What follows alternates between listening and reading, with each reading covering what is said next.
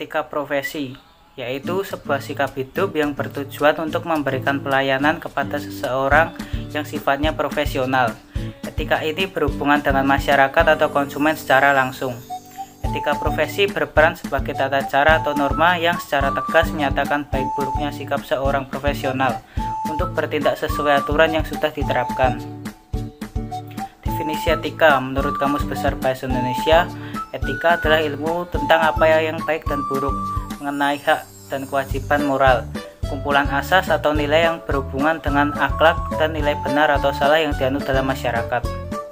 Secara etimologi, etika berasal dari bahasa Yunani, yaitu ethos, artinya karakter, watak, kesusilaan, dan adat kebiasaan. Etika berkaitan dengan konsep yang dimiliki oleh kelompok atau individu, meliputi tindakan yang dilakukan benar atau salah, baik atau buruk. Teori-teori etika. Yang pertama yaitu teori keutamaan, berisi pertanyaan mengenai sifat-sifat atau karakter yang harus dimiliki oleh seseorang agar bisa disebut sebagai manusia utama, dan sifat-sifat atau karakter yang mencerminkan manusia. Yang kedua yaitu teori hak. Suatu tindakan atau perbuatan tidak akan dianggap baik bila perbuatan atau tindakan tersebut sesuai dengan hak asasi manusia atau HAM. Hak asasi manusia didasarkan atas beberapa sumber otoritas, yaitu hak hukum, hak moral atau kemanusiaan, dan hak kontraktual. Yang terakhir atau yang ketiga yaitu teori etika teonom. Teori ini mengatakan bahwa karakter moral manusia ditentukan secara hakiki oleh kesesuaian hubungannya dengan kehendak Allah. Perilaku manusia secara moral dianggap baik jika teonom sepadan dengan kehendak Allah. Jenis-jenis etika, ada 4 jenis etika. Yang pertama itu etika deskriptif, yaitu pendirian mengenai baik dan buruk norma-norma kesusilaan yang pernah berlaku dan cita-cita kesusilaan yang dianut oleh bangsa-bangsa tertentu, apakah terjadi penerimaan dan bagaimana pengolahannya. Nah, yang kedua itu ada etika normatif. Etika normatif itu berdasarkan pada sifat hakikat kesusilaan, bahwa di dalam perilaku serta tanggapan-tanggapan kesusilaannya, manusia menjadikan norma-norma kesusilaan sebagai panutannya. Dari etika normatif itu contohnya adalah etika yang bersifat individual seperti kejujuran, tanggung jawab, dan disiplin. Nah, untuk yang ketiga ada etika teleologi.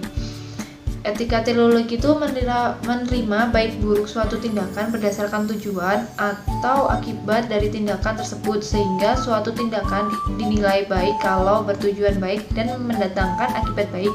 Nah, yang keempat itu ada etika deontologi, yang suatu tindakan dianggap baik karena tindakan itu memang baik pada dirinya sendiri, sehingga merupakan kewajiban yang harus kita lakukan. Sebaliknya, kalau suatu tindakan dinilai buruk secara moral karena tindakan itu memang buruk secara moral, sehingga tidak menjadi kewajiban untuk kita lakukan atau tidak usah dilakukan.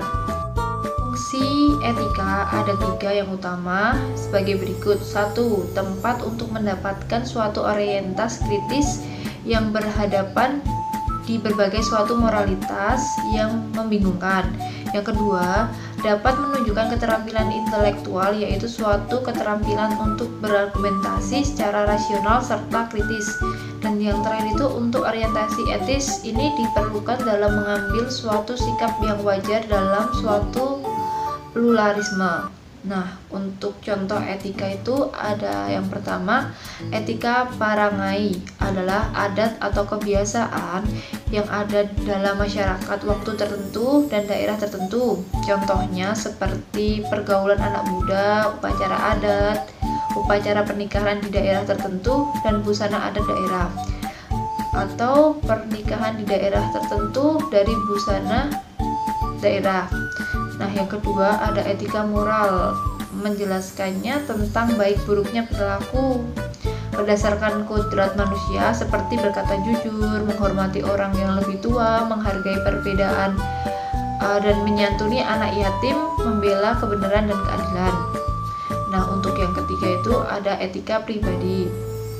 Ini berdasarkan dari diri seorang menjadi lebih baik. Misalnya seorang pembisnis yang sukses dan kaya raya, dia bisa menjadikan orang yang sukses karena tidak lupa dirinya sebagai hamba Tuhan, sehingga berusaha semaksimal mungkin untuk memberikan yang terbaik. Dan yang terakhir itu ada etika sosial yang berhubungan dengan seseorang dengan lingkungan sosialnya. Contohnya seorang pejabat yang dipercaya untuk mengolah keuangan milik negara, tapi dia melakukan korupsi sampai tidak dapat tanggung jawab dan pada pemerintahannya. Etika ini bisa merusak nilai sosial yang ada dalam masyarakat. Kasus terkait etika kesehatan, salah satunya yaitu soal kasus alat tes COVID-19 bekas di Bandara Kuala Namu. Kata Kemenkes, pelanggaran etika profesionalisme. Kementerian Kesehatan atau Kemenkes angkat bicara soal kasus rapid test antigen bekas yang terjadi di Bandara Internasional Kuala Namu. Juru bicara vaksinasi COVID-19 Kemenkes, Siti Nadia Tarmizi, mengatakan pihaknya menyesalkan atas terjadinya kasus ini. Siti mengatakan bahwa oknum yang menggunakan alat rapid test antigen bekas untuk pemeriksaan COVID-19 telah melanggar etika profesionalisme tenaga kesehatan. Kami sangat menyayangkan hal ini di tengah upaya pencegahan penularan COVID-19. Ini adalah pelanggaran etika profesionalisme tenaga kesehatan dan dalam memberikan pelayanan, kata Siti dalam keterangannya yang terima Kompas TV Kamis 29 April 2021. Cara penyampaian kasus. Pemerintah daerah provinsi dan pemerintah daerah kabupaten atau kota sesuai dengan kewenangannya memberikan sanksi administratif kepada tenaga kesehatan dan fasilitas pelayanan kesehatan sebagaimana dimaksud pada ayat 1 dan ayat 2, ayat 4. Sanksi administratif sebagaimana dimaksud pada ayat 3 dapat berupa teguran lisan, peringatan tertulis, denda administratif, dan atau pencabutan surat izin praktek. Setiap fasilitas pelayanan kesehatan yang tidak melaksanakan ketentuan pasal 26 ayat 2, pasal 53 ayat 1, pasal 70 ayat 4 dan pasal 74 dikenai sanksi administratif. Definisi profesi. Menurut Kamus Besar Bahasa Indonesia atau KBBI adalah bidang pekerjaan yang dilandasi pendidikan keahlian, keterampilan, kejuruan dan sebagainya tertentu. Berdasarkan pengertian dari para ahli dapat disimpulkan bahwa profesi merupakan suatu bidang pekerjaan mencari nafkah yang harus dilandasi oleh pendidikan keahlian sebagai aktualisasi aktivitas intelektual. Dibuktikan dengan adanya sertifikat yang dikeluarkan oleh lembaga atau badan yang dapat dipertanggungjawabkan dan dapat digunakan untuk mengabdi kepada masyarakat.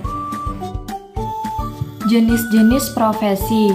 Di antara profesi profesional pada umumnya, profesi dibedakan menjadi profesi luhur atau profesi khusus. Hal ini dikarenakan menekan pengabdian atau pelayanan kepada masyarakat pada umumnya. Jenis-jenisnya yaitu yang pertama profesi umum. Ialah para profesional yang melaksanakan profesi secara umum untuk mendapatkan nafkah atau penghasilan tertentu sebagai tujuan pokoknya. Misalnya profesi bidang ekonomi, politik, hukum, kedokteran, pendidikan, teknik, humas, konsultan, dan lain sebagainya. Yang kedua yaitu profesi luhur, ialah para profesional yang melaksanakan profesinya tidak lagi untuk mendapatkan nafkah sebagai tujuan utamanya, tetapi sudah merupakan dedikasi atau jiwa pengabdiannya semata-mata dan sasaran utamanya yang dijalani adalah sebagai panggilan hidup, bukan sebagai nafkah hidup. Profesi fisioterapi. Fisioterapis adalah seorang praktisi medis yang bertugas untuk mendiagnosa, memperbaiki, dan mengobati serta memelihara berbagai gangguan kesehatan yang mempengaruhi gerakan dan kemampuan fungsi maksimal tubuh. Pada umumnya, gangguan gerak dan hambatan beraktivitas dapat diakibatkan oleh cedera, penyakit, proses penuaan, atau kondisi tertentu. Penelitian tentang etika. Teng memperkenalkan konsep the love of money sebagai ukuran subjektif seseorang yang merupakan kecintaan seseorang terhadap uang yang dapat berpengaruh terhadap perilaku etis seseorang. Penelitian Teng dan Luna pada 2005 mengenai love of money terhadap pertimbangan etis memiliki hubungan signifikan positif. Sedangkan menurut Elias pada 2009, pengaruh love of money terhadap pertimbangan etis memiliki hubungan signifikan negatif. Teng pada 2006 meneliti tentang love of money, Machiavellian, pertimbangan etis terhadap keputusan etis dipengaruhi oleh gender.